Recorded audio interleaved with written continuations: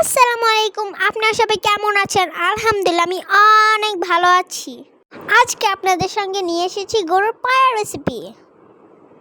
এগুলোকে ভালো করে গরম পানি দিয়ে পরিষ্কার করে নিলাম। এরপরে দিয়ে দিলাম পেঁয়াজ কুচি। এরপরে আমি এখানে দিয়ে দিলাম আদা বাটা আর রসুন বাটা। তারপরে পরিমাণ মতো লবণ দিয়ে দিলাম,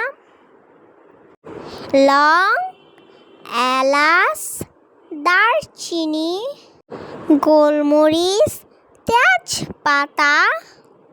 তারপর দিয়ে দিলাম শুকনো গুঁড়ামরিচ।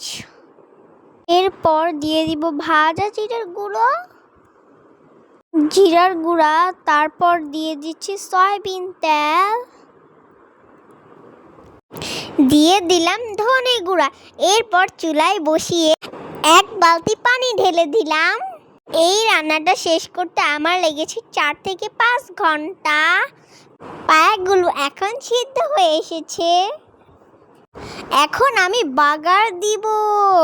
পেঁয়াজ, রসুন, শুকনো মরিচ দিয়ে ভাজা ভাজা করে নিলাম। তারপর ঢেলে দিলাম। খেতে এত মজা হয়েছে, বুঝতে হবে না এটা কার রান্না। মামুনি, থ্যাংক ইউ। আল্লাহ হাফেজ।